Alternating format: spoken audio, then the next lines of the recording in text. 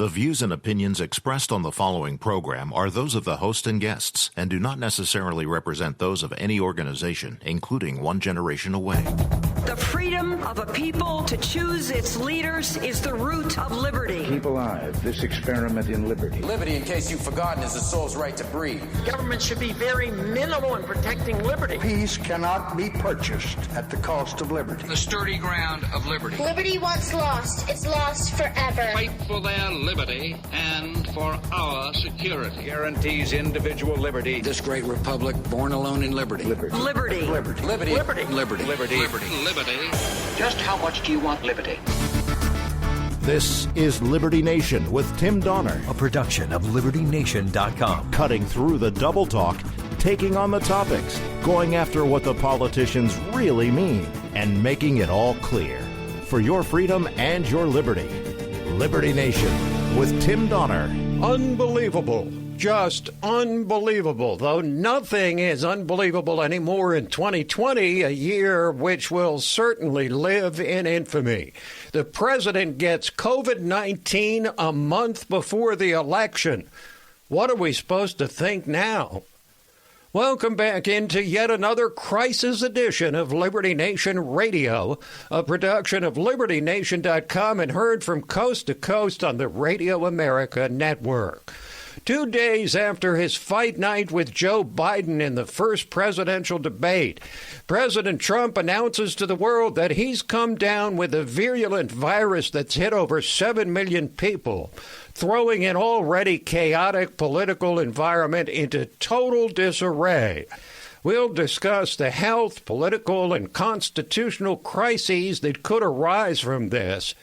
And we'll try to put this insane, unprecedented year in some type of perspective when we're joined by Liberty Nation Editor-in-Chief Leesa K. Donner. Plus, we'll bring in LibertyNation.com's Jeff Charles to discuss his article entitled Alarming American Attitudes About the 2020 Election, which hits right at the heart of the diminishing integrity of elections in the eyes of so many. And LibertyNation.com legal affairs editor Scott Cosenza drills deep on the explosive case of Breonna Taylor, which is sparking widespread unrest in Louisville and elsewhere on Talkin' Liberty. Say what? Say what? Say what? One more time. We commence the proceedings with our signature segment, Say What?, where we roll out a virtual assembly line of wacky, astonishing, damnable, and ultimately revealing things uttered by politicians and the chattering class. And no doubt you uttered those very words, say what? When you woke up Friday morning to discover the president and first lady have the COVID. And the questions were many, the drama at peak level. Who else was exposed in the West Wing? Will the president's senior advisors and the vice president also go into quarantine? The campaign is totally frozen in time, and the president had a very crowded schedule of campaign events over the coming days. Also, the presidential debates. We're supposed to have 2 more debates. We're supposed to have a vice presidential debate. Will those go on? Obviously, all of that uncertain. This was a code red moment for the U.S. government before we even had these diagnoses from FLOTUS and POTUS. This may be the most dangerous moment that the U.S. government has ever faced. The president is suffering from a deadly virus. This feels like something we should be watching on an episode of Homeland.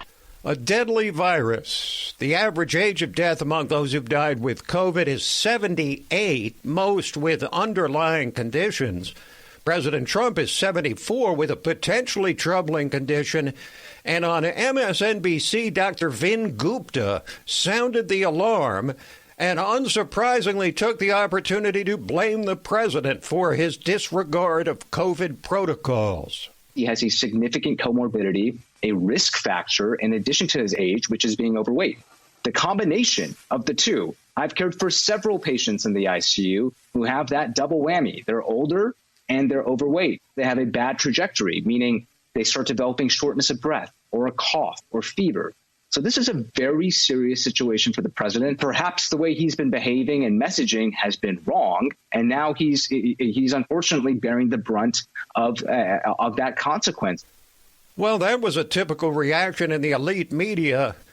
And like all the other unprecedented crises the people, the voters, have been forced to process in 2020, they will now have to figure the president's physical condition into the mix when deciding how to vote. But the election campaign will continue in some form depending on how Trump gets through this period of quarantine. And at the heart of the debate over this election is the question of who controls the two parties and the prevailing ideologies of Donald Trump and Joe Biden. While we know what Trump is all about, he tells us every day in every way. How about Biden, an historically moderate candidate by Democrat standards who's been all but held hostage by the rising tide of left-wing progressives in his party? When you vote for Joe Biden, what are you voting for? The Democrat nominee said he won his party's nomination because he was not a socialist like Bernie Sanders on many issues, but particularly health care. But Trump was having none of it in Tuesday night's debate. Biden wanted to allow people to have private insurance still. They can. They do. They will under my proposal. It's not what you've said, and it's not what your party has said. That is simply your party a lie. Doesn't say it. Your party wants to go socialist medicine. My party is and me. Socialist right healthcare. now, I am and the they're going to dominate party. you, Joe. You know that. I am the Democratic Party right now. Trump says the left will dominate Biden, who in turn says he is the Democratic Party right now, even though he's adopted positions far to the left of his own expressed ideology over almost 50 years. Only the voters can decide whether Biden is his own man or not. And only they can decide what to make of this much-debated question and answer by Trump on whether he would condemn white supremacists. And he ridiculed the idea that the rampant mob violence in cities across the land was anything but a product of far-left extremism. Would you like me to condemn? White supremacists and right Proud Boys, stand back and stand by. But I'll tell you what. Somebody's got to do something about Antifa and the left, because this is not a right-wing problem. This is a left-wing. FBI director This is a left-wing problem. White supremacist. Antifa's an idea, not an organization. Oh, you got to be not kidding. militia. So Trump tells a right-wing group to stand back. But Biden actually denies the very existence of the domestic terrorist organization identifying as Antifa. Go ahead and ask any of the people who saw their communities destroyed whether the Antifa organization exists. But if there was a single soundbite from the debate which Trump supporters would like to resonate and have legs, it revolved around the number 47, and former Bush 43 Press Secretary Ari Fleischer used it to deliver a devastating critique on Biden's refusal to say whether he'd pack the Supreme Court with more progressives if he became president. In 47 months, I've done more than you've done in 47 years, Joe. When he said I've done more in 47 months than you've done in 47 years, that was a pretty good way to sum everything up. And I still think that Joe Biden is leaving himself very vulnerable because he just refuses to take a stand out of weakness. He acknowledges it. I won't give you an answer on court packing or on filibuster because I don't want my answer to be the issue. What kind of leader or statesman answers a question like that? Indeed, the question of leadership is what voters must ultimately decide during these trying times. But leadership qualities in policy debates may in the end shrink in comparison with the fight over the actual outcome of the election already being waged by both campaigns before, during, and after the debate.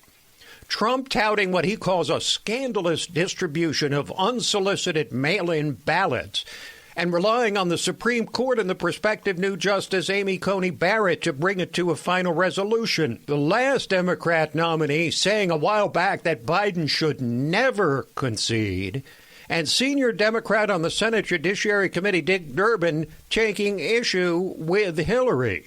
If it's a fair election, I am 100% on board. But if I see tens of thousands of ballots being manipulated, I can't go along with that. Hey, they found ballots in a waste paper basket 3 days ago, and they all had the name military ballots. They were military. They all had the name Trump on them. I think it's better if you go before the election because I think this scam that the Democrats are pulling, it's a scam. The scam will be before the United States Supreme Court. And I think having a 4-4 situation is not a good situation. Joe Biden should not concede under any circumstances because I think this is going to drag out. And eventually, I do believe he will win if we don't give an inch. I disagree with Hillary Clinton. I respect her, I like her, but I think she's just flat out wrong. If we are going to maintain a democracy, peaceful transition through an election is the only way to do it.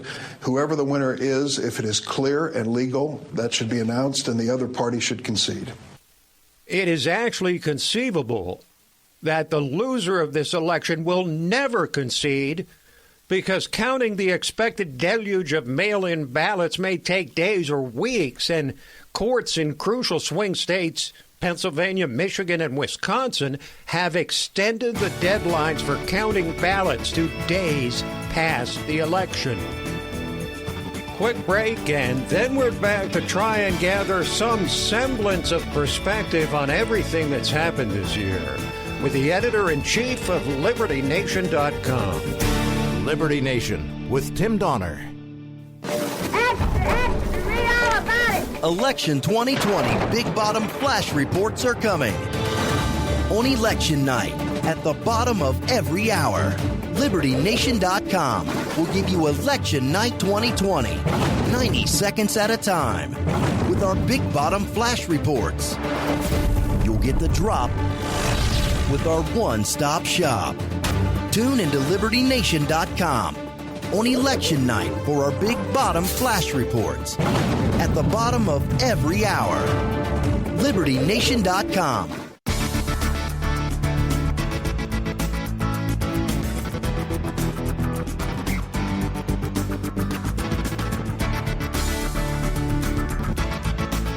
We believe that all men are entitled to blessings of liberty. This is Liberty Nation with Tim Donner. Well, there is little left to say and lament in this damnable year of 2020. We'll live with a downdraft of this year for the rest of our lives. And now it is framed, bookended by the most virulent pandemic in over 100 years. The onset of it early in the year, and now as autumn sets in, the president himself contracting the virus and setting an already historically chaotic political environment into a state of uncertainty unparalleled in our lifetimes. And, of course, in between, we had an economic meltdown, horrific job losses, entire industries put on ice, and then raging violence in cities across the land, the most bitter racial and political divisions in the last 50 years, or perhaps even since the Civil War, a war over the Supreme Court, and now this. Here to try and make sense of it all, somehow, is the editor-in-chief of LibertyNation.com, and most decidedly my better half, Leesa K. Donner. Hello, Leesa. Hi, Tim. Now, you and I have shared the thought that, as in Ecclesiastes, there's nothing new under the sun. But I gotta say, this jaw-dropping succession of unparalleled events sure feels like nothing any of us or the country has ever come close to experiencing before. Well, it's kind of funny because I tend to not get rattled at these things. And yet I think this is the classic, it is the best of times, it is the worst of times. I mean, high drama. I personally don't think this is a huge game changer. Unlike you wrote eloquently and you made a good case, but I beg to differ. And it is possible for husbands and wives to disagree and still get along, I think. I think most voters have really made up their mind. I think Trump has always said he's a fighter, and now he has a real wonderful opportunity to show that. How about the reaction to Trump's diagnosis from the left? A lot of commentary about how he ridiculed masks and that his chickens are now coming home to roost. Do they have a point? No, I don't think they have a point. I mean, anybody can get it, at any time, anywhere. It's pretty clear he got it from one of his staffers, Hope Hicks. But look at it this way. We have a situation where Biden, he sort of has to take the gloves off a little bit and start playing nice in the sandbox. I mean, it's not nice to beat up on somebody who has a possible deadly disease. Now, many Americans already feel extremely insecure because of this virus and the lost jobs and the mob violence and the explosive, incendiary political climate. And now the 74-year-old president with a weight issue has a virus that can be particularly deadly for people over 65 with an underlying condition like obesity. All of this with a month to go before Election Day. How much can people take? How much can this country absorb? I think you have to be willing to separate the wheat from the chaff. I mean, I don't think a Big Mac and supersized fries are going to kill Donald Trump. I just really don't. And he has a weight. A lot of Americans have a weight issue, So I think that we have to take it one step at a time. We have to look, his campaign is going to have to change in the next 10 or 15 days. But if anybody has proven that you can run a presidential campaign from one room, it's Joe Biden. So, I think if Trump is smart, he makes the most of Zoom. I would virtually show up at those rallies or buy airtime. But seeing that he's already down in the polls and now he's in effect disabled for half of the remaining 30 days of the campaign at least, can Trump possibly be reelected under these circumstances? Okay, I just want to point out one quote from Mark Angelides today, and he said, he mentioned about in April, UK Prime Minister tested positive for the coronavirus, despite the polarization of his leadership up until that point. Angelides wrote, the nation felt a surge of sympathy and support with folks applauding him from their doorstep. The point is that Trump could even get more support from this. And I have to go back to my original thought, which is I believe what Rasmussen says is true, which is there are maybe 3 or 4% undecided. We've talked a lot about Joe Biden's senility, which some 60% of people believe he's in the early stages of senility. And now you have a president who, let's face it, his health is going to be in question when people go to the polls on November 3rd, no matter whether he goes back out on the campaign trail or not. Well, look, Tim, this is what you get when you have a 74 and a 78-year-old men running for the highest office in the land. I mean, you especially in a year where there is like a worldwide deadly virus. I mean, we all knew this going in. They knew this before the Democratic convention. They knew this before the Republican convention. This is not news. And I really don't think it has to change much, except maybe the style in which the president is campaigning. Okay, Leesa, thanks for bringing us down to earth and providing some perspective and allowing us, for at least the time we've been together, not to panic too much. Thanks for joining us. All right. As we often say to each other, no sudden moves. No sudden moves. Slow and steady wins the race, doesn't it? Indeed. Thanks, Tim. Leesa K. Donner, editor-in-chief of LibertyNation.com.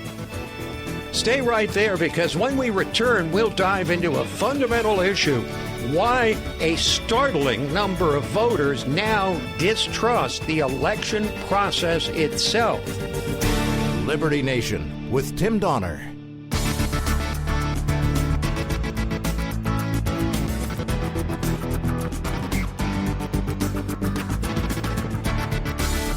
Far more important than my political future and far more important than yours, the well-being of our country. This is Liberty Nation with Tim Donner. Well, in 2016, Donald Trump scored his most unlikely victory over Hillary Clinton with great support from white people, but just 8% of blacks and 30% of Hispanics.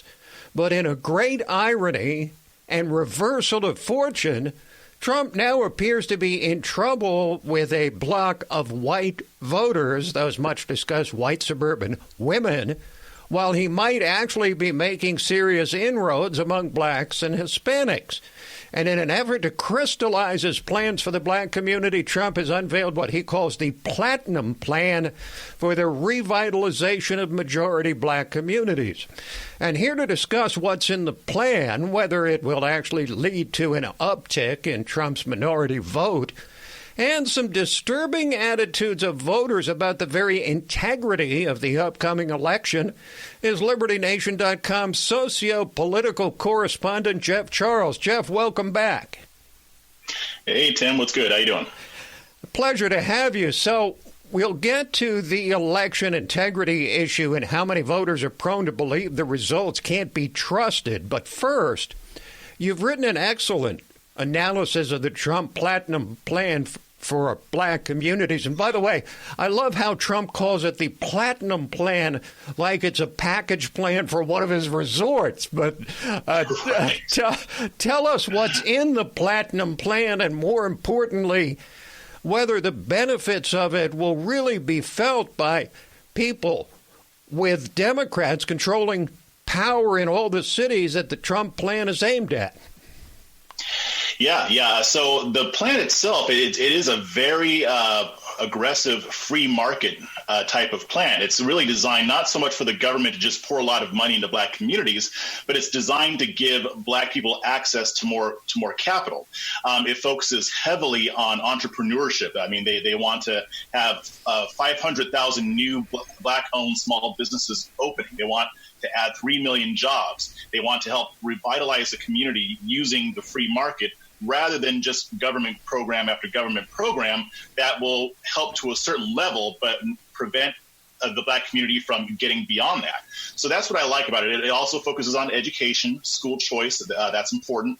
Also healthcare, to research health disparities between the black community and other Americans. So all these things are very important. If he's able to even accomplish some of these things, it will be a big benefit. However, it's going to be very hard for that to happen because President Trump is at the federal level. And this is yet another reason why local politics is so crucial, because any of these programs or any of the measures that he wants to implement is going to have to go through state and local governments. And the local governments in the cities that in which black people are doing the worst are run by Democrats who have a vested interest in making sure that black people don't rise above a certain level.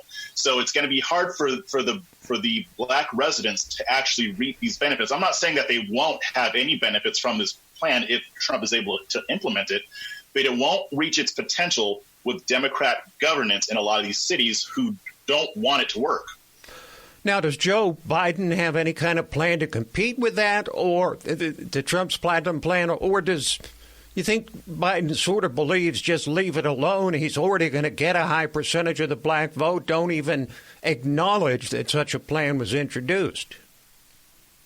Yeah, so former Vice President Biden does have a black agenda. It's called the Lift Every Voice and Sing. It's named after the Black National Anthem. A lot of it was heavily dependent on government funding, on government programs. There were a few things in there that I liked. I mean, if there was a little bit of a focus on entrepreneurship, not as much as Trump's plan. But what I really want to highlight here, though, is that this is the first time in recent memory that both presidential candidates have outlined a specifically black agenda in recent memory. And typically Republicans don't do this kind of thing. But Trump's plan is what I call unapologetically black. All throughout that document, it highlights the African-American community, the black community. There's no euphemisms in there. It's specifically for black people. So both candidates are actually competing for the black vote. So, Jeff, you talked about the roadblocks that the Democrats who run all of these cities would put up in the way of Trump's Platinum Plan if he's reelected. But let's look at the other side of it. Is there any evidence that the looting and riots and destruction in so many cities run by Democrats is causing black people to rethink their commitment to the party and the sort of one-party system that rules in so many of these urban centers? Or is there more a larger sense that Trump actually is what the elite media has been saying, a racist? And no matter the energy he's poured into creating more jobs than ever or funding historically black colleges or his opportunity zones or criminal justice reform? Yeah, that's a good question. So I actually think it's a little bit of both, because I think black people, I think this election season, they've already been kind of seeing that the Democrats don't really represent them. And so, but I do think that a lot of them believe a lot of what the media says about Trump. Now, I do think that there are a lot of black people who are going more towards Trump or more towards Republicans. I don't think it's in as high numbers as we would want, but I think it's still happening. But I think more are just starting to become even more fed up with the Democratic Party. But I think what's happening now is that it's starting to get worse. And when you see that the far left progressive wing taking over the party and pushing things like defund the police, despite the fact that 80% of black Americans don't want that to happen, you see that the black people are seeing even more that a lot of these white progressives don't necessarily have black people's best interests at heart, which is why, and we've talked about this before, it's why I think that a lot of black people are just going to say a pox on both your houses and stay home. Okay, so switching gears for a second here, you wrote another piece recently on LibertyNation.com entitled Alarming American Attitudes About the 2020 Election, in which you write, a recent Yahoo News YouGov survey showed that a small percentage of Americans think that the 2020 election will be free and fair. The poll taken in mid-September revealed that Americans of all political persuasions doubt the integrity of the upcoming election. Half of Trump supporters and 37% of Biden supporters agree that the election will not be free and fair. This is really shocking stuff. What's the root of this widespread fear that the election won't be free and fair? Yeah, and you're right to use the word shocking. I mean, in 2020, there's very little that shocks me anymore. But when I saw this, I was pretty surprised. You know, I think where it's coming from is just, I think a lot of it has to do with the state of our political discourse. I mean, you saw the debate the other night. That is a representation for how political discourse is right now. And what we're seeing is both parties are already basically setting up their excuses for as to why they might lose. And none of it has to do with the fact that the election will be free and fair. So on the right, you have people saying, oh, there's going to be widespread voter fraud if we lose. And that's what the narrative will be. On the other hand, if Biden loses, they're going to say it's widespread voter suppression. And the reality is that there isn't really compelling evidence that either of these things happen on a level that would be widespread enough to impact the result of a presidential election. Right. So you quote an expert on that subject in your story, an advisor to Vice President Pence, who certainly expressed doubts about the possibility of a rigged election. His quote was, "You're not going to see widespread fraud in a presidential or Senate or governor's race. It's just not feasible, and it hasn't been in 70 or 80 years. So should people on either side really go down this road of being fearful of a rigged election?" No, we shouldn't. I don't think that this election will be rigged. I agree with what the advisor to Mike Pence said. I think and maybe in very rare cases, maybe with a congressional race. I mean, we saw what happened with Al Franken's race. But in general, overall, there's not really a good way to rig an election in a way that's actually going to make a difference in the outcome. Yeah, we've seen voter fraud in local, state, federal races. But there's no evidence that it could occur to the extent to which it could swing the election for Trump or for Biden. Yes, but the perception among people is still shocking, no matter whether it's based on reality or not. So before I let you go, Jeff, here's the closing question for you. What do you think is a realistic target number for Donald Trump among black and Hispanic voters? Yeah, I would say for black voters, I think the stretch goal would be 15%, but I think that'd be the very most. I think it's going to look more like between 10 and 12%, maybe. I think he is going to increase his black support. Among Hispanics, like you said, he got 29 or 30% in 2016. He is making a concerted effort to reach Hispanic voters, and we've seen in states like Florida, a lot of them are supporting him. So I think he may even get more of a bump there. So I could see probably, 30%. I'd probably see maybe like 35 to at the stretch goal might be 40%. All right, Jeff, thanks once again for joining us. Appreciate it. thanks for having me. Jeff Charles, socio-political correspondent for LibertyNation.com. Quick break, and then we're back with Talkin' Liberty. Liberty Nation with Tim Donner. Election 2020 Big Bottom Flash Reports are coming. On election night, at the bottom of every hour, LibertyNation.com will give you Election Night 2020, 90 seconds at a time, with our Big Bottom Flash Reports. You'll get the drop with our one-stop shop. Tune into LibertyNation.com on election night for our Big Bottom Flash Reports, at the bottom of every hour. LibertyNation.com. And now we have reached the portion of the program where we put the whipped cream on top, or maybe even the cherry. It's called Talkin' Liberty. It's at the heart of Liberty Nation Radio.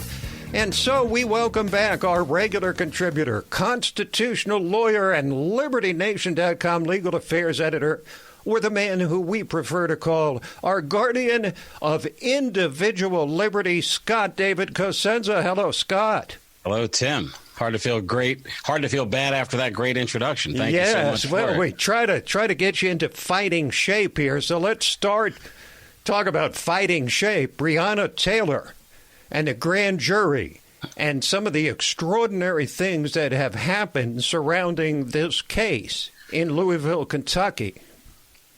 There is so much to kind of unpack here, Tim.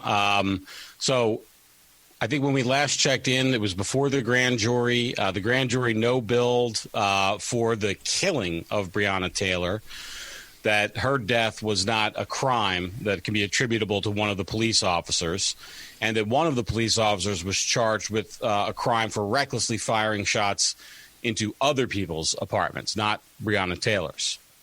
What we've now had is that the judge wishes to release a transcript of the tapes of the grand jury proceedings, and that's going to happen. The Attorney General was granted a delay so that they could be redacted for telephone and personal information, telephone numbers and Social Security information and the like. But, Tim, the other crazy thing that's happened that has never before that anybody kind of has heard of is one of the grand jurors has basically sued. They've filed a motion in court to try to get their vow of secrecy lifted. Right now, if they were to speak, they could be liable for criminal contempt and serve time in jail or prison, and almost certainly they would. One of the very sacrosanct measures of our system is that grand jurors not talk about the evidence that was presented in the grand jury. And with a mind, by the way, towards roasting the prosecution and making a kind of a point that there was racial bias without evidence. That's sort of my analysis of the reasoning behind the move. I think it's very important, and what we're going to see in the future here is that the public is going to be outraged by what they perceive as bias in the grand jury presentment. But that's because they have no experience with grand jury presentments. If they were to listen, the grand jury presentments where white persons were the people who were dead or the accused, they would see that it's essentially the same thing. Now, in your article on this issue in LibertyNation.com, you use it as a springboard to discuss the grand jury process and where it stands today. It's something that's specifically outlined in the Constitution. But there have been so many problems with it, not the least of which is the one-sided presentation. And now the full privacy granted a grand jury inquiry is now in doubt as well.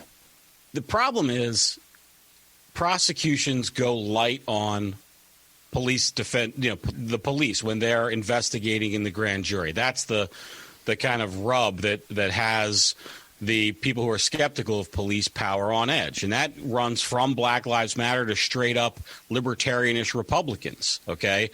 There are many counties in the United States, big counties in the United States, that have had plenty of police shootings, and never a single one has ever been passed through the grand jury to indictment, to a point where it becomes almost clownish, where it's like really not a single one has ever been. And so But the problem is those police officers are also U.S. citizens entitled to every protection and right under the Constitution. California, Tim, tried to basically dissolve a number of the rights that police officers have in the grand jury process, and that attempt was overturned. So the elegance with which we have to craft a solution to this matter is high, and I think it's beyond certainly the broadswords that we've seen in the fight so far. You know, it has to be a scalpel, and we have to get in there and figure out a way that police officers can have their rights protected, and yet also the grand jury process isn't a sham. It wasn't put in place to be a buoy or check on the life of Breonna Taylor, but a check on charges against people who may have killed her, whether those people are black or white. And by the way, grand jury presentments that don't involve police charges, the idea that they somehow benefit whites over blacks, we have no evidence presented that shows that. All right, from Louisville, Kentucky, we move to Annapolis, Maryland, where a student has sued the Naval Academy over his expulsion for social media posts, raising the whole question of to what degree the military service can control the private utterings of their students. I think it's a fascinating issue and story, Tim. I think we mentioned briefly some weeks ago, there's a case out of Philadelphia where some police officers were fired for Facebook posts attributed to them. And I just think that this is another case. This is not a case where people have uttered racial slurs, for instance, which have been ruled that governments can dismiss people from service for. This is just an opinion about whether or not what somebody said was racist. And this has to do, Tim, with this broader notion. I think when 10 years ago we could all agree something that was racist involved a statement that indicated a preference for one race over another. And this has nothing to do with that. This is the sort of broader where if you say something I don't like, I get to sort of say that you're racist. And the beat goes on with COVID. In Florida, Governor Ron DeSantis has banned localities from collecting fines for people either not wearing masks or perhaps wearing them improperly, but local officials say they'll keep issuing fines anyway. Something's got to give. What's it going to be, Scott? Well, I hope it's the local officials, because what we've seen and the investigations have seen, I think the Miami Herald has done these investigations, they're using it like a speed trap, Tim. It's so maddening that they're basically laying in wait for where they suspect people who will be in no danger to anyone or themselves will be out of doors without a mask. We're not talking about some businesses operating a speakeasy where people are crammed together spreading the COVID. We're talking about people who are outside in Florida walking around being ticketed with a $100 fine for the crime of not having a mask, in violation, by the way, of the state directive. So let's hope that DeSantis and the state authorities can crack down on the craven, and I do think it's craven. I think it's about the money, Tim. $100 a piece. You can imagine they don't have all the parking fines and the other things that they're used to fill their coffers on the backs of the citizens. Have we not reached the point where state law is supreme over local law, the same way federal law is supreme over state law? I think that for the officials in question, the supremacy question is secondary to them being able to retire at 57 and a half with a 95% pension for the next 25 years on the backs of the taxpayers. But I could be wrong. Thank you, Scott. Thanks, Tim. This program, Liberty Nation Radio and LibertyNation.com's own podcasts, The Uprising, hosted by Scott, and The Rabbit Hole, Politics and Prose with our own Mark Angelides. All of them available on demand at LibertyNation.com and from fine podcast providers everywhere.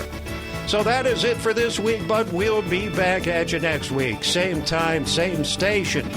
Till then, this is Tim Donner saying stand up for liberty. And we'll see you next time on Liberty Nation Radio.